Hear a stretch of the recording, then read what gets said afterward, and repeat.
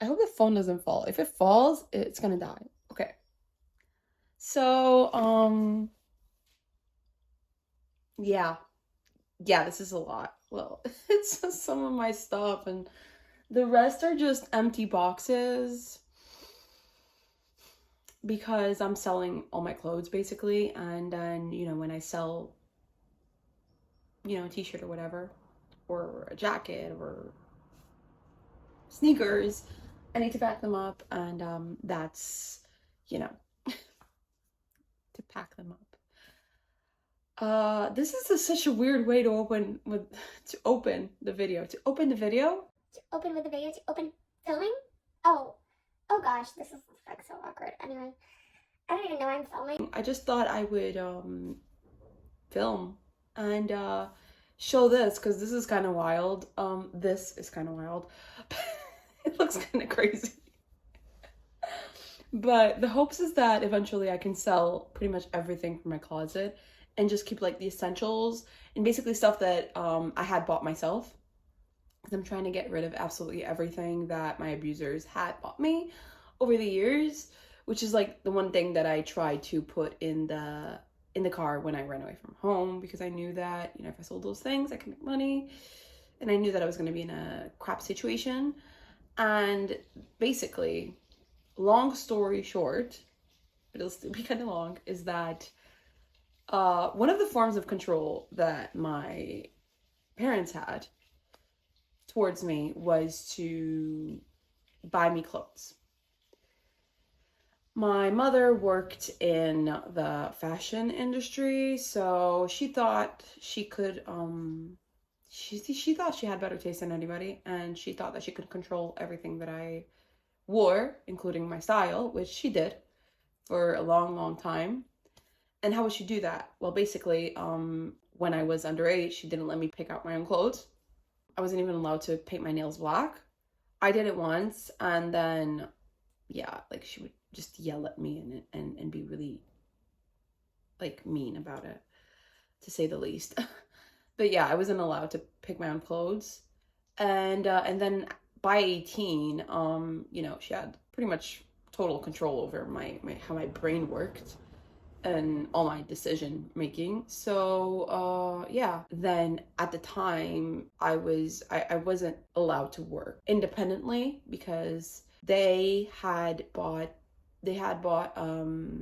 bakery, like a bread shop slash bakery, and I was working there, and they weren't paying me. So she would, if I needed clothes or anything, yeah, she would have to get them for me, and she wouldn't really let me choose the things I liked. So she bought me the things she liked. And yeah, that's how she would just, Christmas and whatever, she would just give me clothes. And not even things that I like, and not even things that are my style. She would just think to herself, She likes purple, so I must give purple. but then it would be her style. It would be things that I would never, ever, ever wear. And then it would always be things, like, which is funny because by the time I was 18, although I grew up in middle class, upper middle class, by the time I was 18, she had already pretty much burned away all the money that she had made back in America when we were living in America. So, but she still had money, magically, don't know how, but she still had money to buy really expensive brands. So she would always give me these really expensive brands. But for me, that means absolutely nothing. I don't like wearing brands. Again, if you're watching this and you wear these brands, that's fine. I'm not judging you. I'm just saying I don't like it for myself. It's not my style, okay? So I don't like, to wear these like Ralph Lauren polos with the huge logo here and in the back, and like I can't even think right now. Like Lacoste and I can't even think of brand names right now because I think I deleted these things off my memory. But yeah. Oh, Hugo Boss, what else? Like those are like the three main ones. But there's more. There's a lot more. And then there's like these old woman brands which, if you see an 18-year-old wearing, it's not stylish. It's not stylish. I couldn't rock it. Basically, I couldn't rock it. Okay, all these tattoos you see, I got them 2 years ago, basically. And when I got my first one, which was, wait, is this, yeah, it's this side. This one, this was it, okay? It was like a whole thing. Oh my god, now you have tattoos! Ah, horrible! This is horrible. Well, then I got this one here, or was it this one? Yeah. And I had to hear all about it, like how gross I was, how she wanted to wash my skin because my skin was dirty and shit like that. So anyway, but I still got them because I started liking it. And this was like the beginning of me taking control of my own body. And then I started, you know, getting some clothes for myself, bought by myself, but they were still influenced a lot by her tastes, because anytime she saw me wearing anything that wasn't approved by her, she would make a whole thing about it. She would say that she was not going to go out with me wearing whatever I was wearing. And also, by the way, disclaimer, we're not talking about, you know, doing a full 180.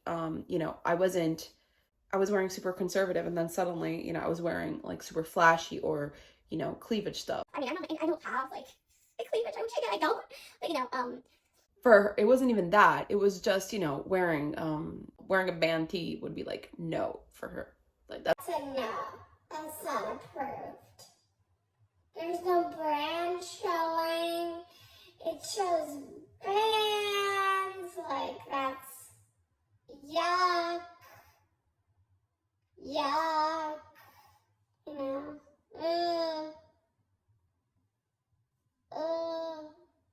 so yeah, that was her thinking.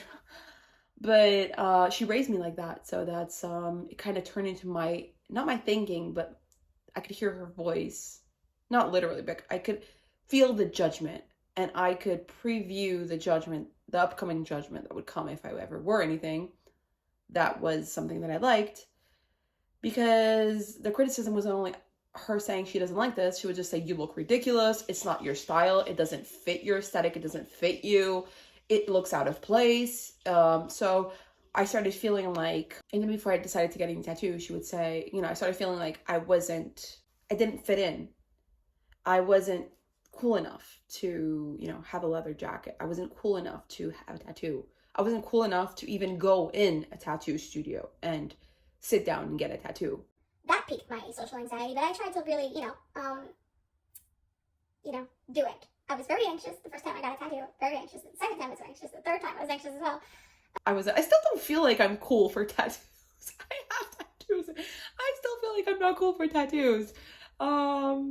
Because it's, you know, it's this thing she put in my head, you know. She wouldn't just say that's ugly. It started with the style you want to have is ugly to it doesn't fit you. We would see people like on TV or whatever that had like a cool style, and I would say, oh my god, I love her style. Like, see, it doesn't look bad. It can look pretty, and it can look classy, because like her thing was always classy. So I try to like negotiate, but it's kind of wild that you're your own person and you have to try to negotiate with your parents what you should wear and why what you want to wear is acceptable. But at that point, your rate, it's in your head. Like, you want that approval, you need that approval to survive, because you're raised to be that person's number one fan, that narcissistic parent's number one fan.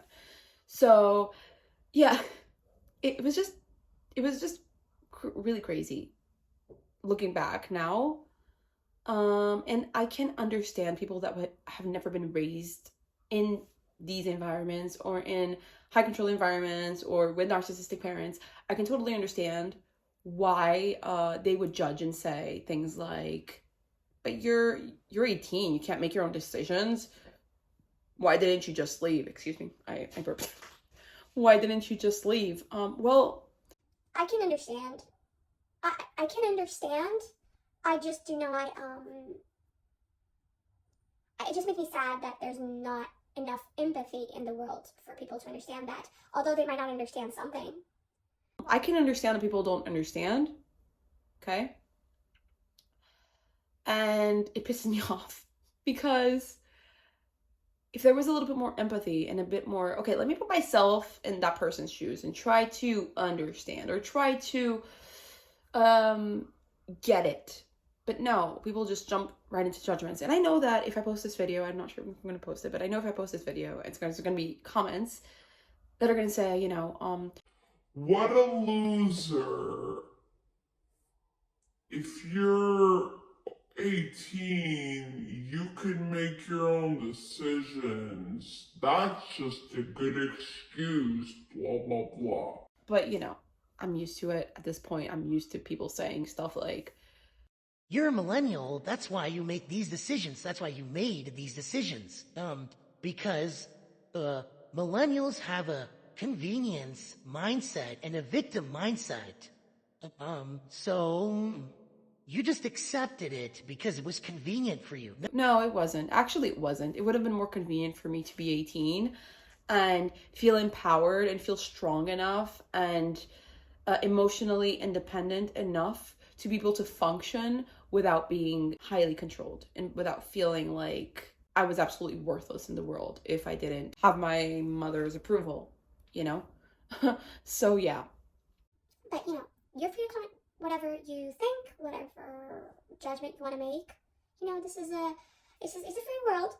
It's a free channel. I won't delete all the hate comments. Some of them are just, they're really rough, and it's not even about me. It's just that if people can relate to what I'm saying on the video, I don't want people to go through the comments and read something painful and hurtful and feel sad and judge themselves. So this is why I want to keep this space the least toxic possible, because I want this to be a safe space for people that are actually victims and actually survivors of abuse and domestic violence and just anything toxic and harmful for their mental health. So yeah, with that being said, I kind of lost my train of thought a little bit. Because this was absolutely unplanned, but now I'm kind of,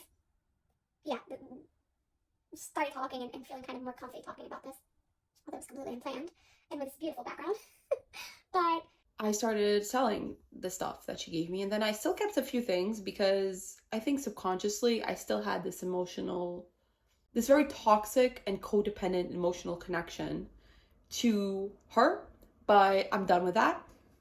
I'm proud to say that I'm done with that, and that anything that has been given to me by her, I am annihilating it completely out of my life.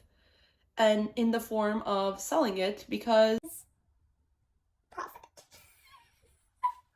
Joking a little bit, half joking actually. I just think, I have given a lot of things as well. I've donated a lot of things, but right now I'm not in the best financial situation. So yeah, I'll sell it, and I'll sell it for way cheaper, obviously, than what it's worth. But, yeah.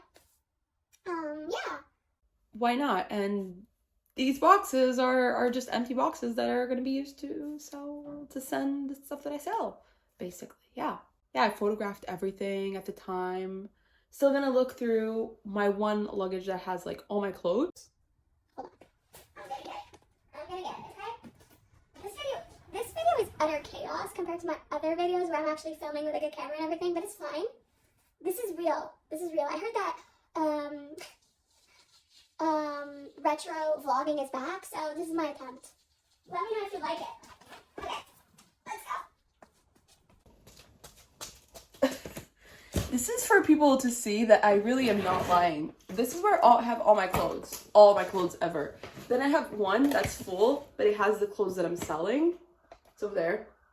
But this is the clothes that I thought I was gonna keep before I realized, oh crap, I still have things that she gave me and that are not really my style, but I felt like it should be because I need to accommodate to this person that is thankfully no longer in my life and will never be in my life ever again. So yeah, this is the luggage. I'm not gonna lift it because I'm not that strong, but yeah. Just so you see, okay, I'll just keep it here for the remainder of the video because I'm just gonna say goodbye at this point. But yeah, I feel really awkward filming it like that, and just this is kind of. I hope in a year or two, when the channel hopefully becomes a little bit more successful, people look back at this video and they think, oh, what a rookie. Yeah, I am a rookie, but I hope I'm always a rookie because, yeah, I think I'll always be a rookie or an underdog, and that's totally fine. I like to break down the barriers, and, you can be a bit socially awkward and be articulate, and share valuable information to people and be a researcher and have a PhD. Those things can coexist. And why am I saying this? It's not because, I mean, it is because some people have told me that for a person with a doctorate, I sure don't take myself too seriously. Honey, those things can coexist, okay? Okay? Another thing was, hold on. Oh, of course, that person, my birth giver, she would say all the time that just anytime I tried to be, not tried, that's stupid. I wasn't trying. I was just being myself and happened to be kind of funny. Not that I think I'm funny. I think I'm an acquired taste. But every time I said something funny that could be deemed as funny or could be deemed as playful. Let's just say playful because that wasn't more the thing. It wasn't funny. I'm not particularly funny. I'm not a comedian. I wish I was. I wish I had a comedian potential, but I don't. So anytime I said something that could be deemed as funny or playful, she would look at me with disgust and say, "You're a woman. You need to be taken seriously by people. You're not going to be taken seriously like that. Also, you have a Ph.D. You're doing a Ph.D. You're supposed to be serious. What are you doing? Then you're surprised that people don't like you and you don't have friends." And she would say this and be really serious about it. And no, this is not just internalized misogyny or whatever the people want to call it. No, this is actual mean girl. She's a mean girl. When she was younger, she was a mean girl. And then, you know, mean girls grow up and sometimes have kids and think that their kids are going to be Barbies. And then they're like, oh, crap, it's an actual human with an actual personality of their own and their own tastes and their own special quirks. She couldn't accept that. So, you know, no contact. Peace out. I'm saying this and it seems like I'm unattached. And for the most part, I am. Does it hurt? Not in the sense that I miss her. I do not miss her at all, ever. Never miss her. However, the hurt and the sadness comes from the mourning of being completely conscious that I didn't have the parents that I wish I had had. And I know a lot of people feel this way. And I know a lot of people have raised themselves. And when I say raise themselves, you could have parents that, you know, fed you and clothed you and gave you a roof. And you could have raised yourself, because raising someone isn't just feeding them and giving them the absolute basic necessities or giving them expensive Christmas gifts. It's the emotional part of it. It's the emotional security, the emotional comfort, all of that. And if you didn't have that growing up, then you most likely raised yourself. And don't underplay that accomplishment, because that is an amazing accomplishment and you should be really proud of yourself. But yeah, I think we're getting to the end of the video, and it's always so awkward to begin videos and end videos. But yeah, I don't think I have anything else to say. I think that's really the message for today. And you know, I probably will be thinking once, twice, probably 3 times about publishing this on YouTube. But I don't want to always be super curated. You know, I don't want to be that person that has curated content all the time. I do appreciate curated content. You know, I think it's helpful for if you want to get a specific information and you want it short, straight to the point. You know, I like curated content, but I also like a mix of just being awkward silences and all, without cutting the video, without any of that, just yeah. So yeah, if you watched this far, thank you. You have a great, amazing attention span. And if you didn't, well, then how are you here on minute 21? Have you been skipping my video? Have you been skipping the times? You know, in the little thingy? I'm watching you. I'm watching you. Just kidding. Yeah, thank you for watching. I hope that this has resonated with you somehow, and if you didn't relate to it specifically, maybe you know someone that relates to this and you can better support that person in your life. And yeah, I will see you very soon. I have a lot of content planned. I'm working in a lot of content in the backstage of this small content creation thing that I'm doing. So yeah, thank you so much for watching, and I will see you on the next video. Bye!